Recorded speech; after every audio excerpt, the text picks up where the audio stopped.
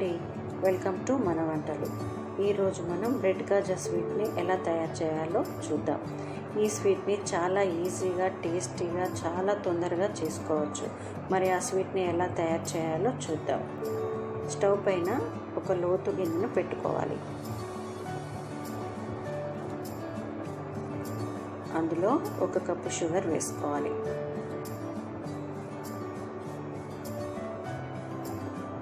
1 cup షుగర్కి 1 cup వాటర్ని పోసుకోవాలి.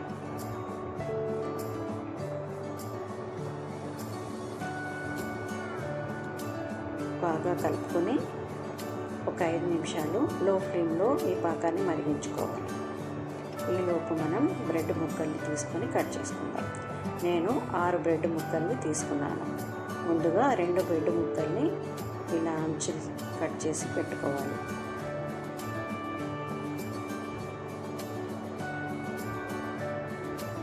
అంచులు కట్ చేసుకున్న తర్వాత ఈ బ్రెడ్కి మిడిల్లో చాకుతో ఇలా కట్ చేసుకోవాలి.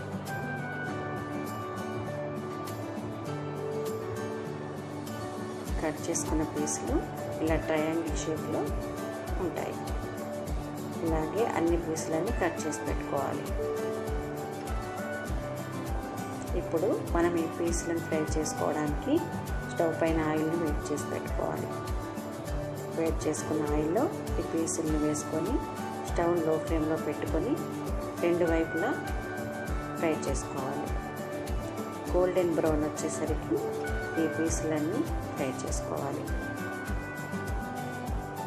ఈ పీసులు తొందరగా బ్రెడ్ పీసులు తొందరగా ఫ్రై అయిపోతాయి కాబట్టి ఈ స్వీట్ని తొందరగా చేసుకోవచ్చు.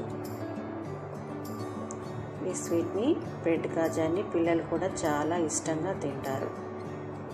చూడండి, బ్రెడ్ పీసులన్నీ కలర్ మారిపోయాయి. ఇప్పుడు వీటిని మనం ఒక ప్లేట్లోకి తీసుకుందాం.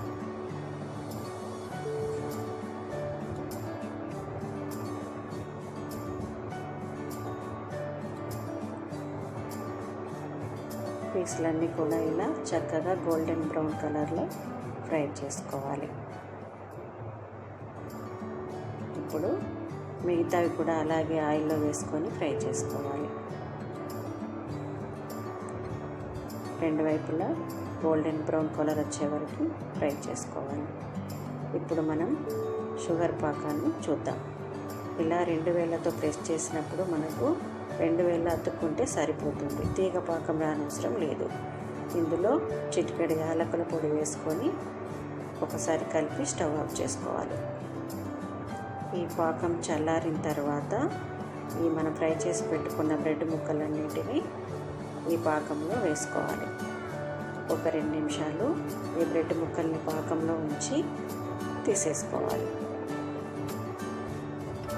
అన్నీ ఇలాగే ఒక్కొక్కటి వేసుకొని 2 నిమిషాలు ఈ పాకం అంతా పీల్చుకునేలా ఉంచుకొని తీసేసుకోవాలి. అంతేనండి, ఎంతో ఈజీగా టేస్టీగా ఉండే బ్రెడ్ కాజా స్వీట్ తయారైపోయింది. దీన్ని ఎంతో ఈజీగా, చాలా తొందరగా చేసుకోవచ్చు. ఇలా కాజు ముక్కలతో పైన గార్నిష్ చేసుకొని తింటే చాలా యమ్మీగా ఉంటుంది. మీరు కూడా తప్పకుండా ట్రై చేస్తారు కదా. మా వీడియో కనుక మీకు నచ్చినట్లయితే